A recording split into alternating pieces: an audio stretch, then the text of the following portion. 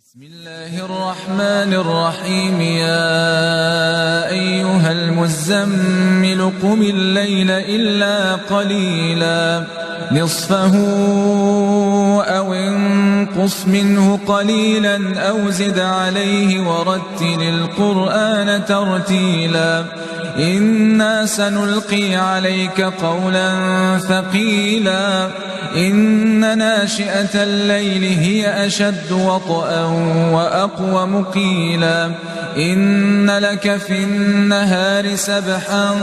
طويلا واذكر اسم ربك وتبتل إليه تبتيلا رب المشرق والمغرب لا إله إلا هو فاتخذه وكيلا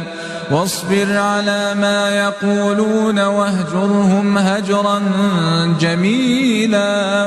وذرني والمكذبين أولي النعمة ومهلهم قليلا إن لدينا أنكالا وجحيما وطعاما ذا غصة وعذابا أليما يوم ترجف الأرض والجبال وكانت الجبال كثيبا مهيلا إنا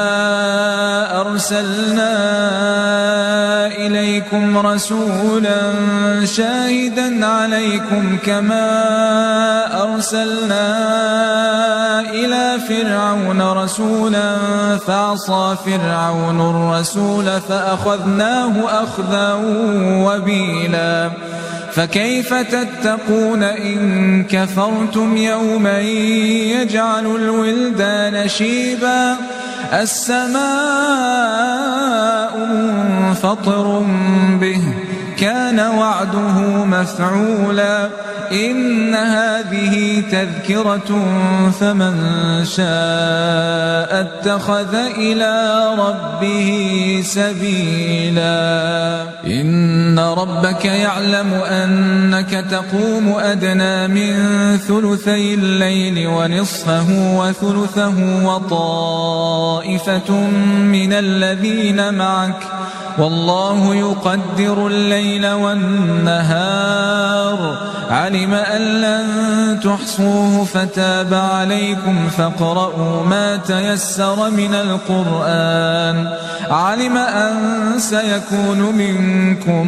مرضى وآخرون يضربون في الأرض يبتغون من فضل الله وآخرون يقاتلون في سبيل الله فاقرؤوا ما تيسر منه وأقيموا الصلاة وآتوا الزكاة وأقرضوا الله قرضا حسنا وما تقدموا لأنفسكم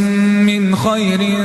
تجدوه عند الله هو خيرا وأعظم أجرا واستغفروا الله إن الله غفور رحيم. سبحان ربك رب العزة عما يصفون وسلام على المرسلين والحمد لله رب العالمين.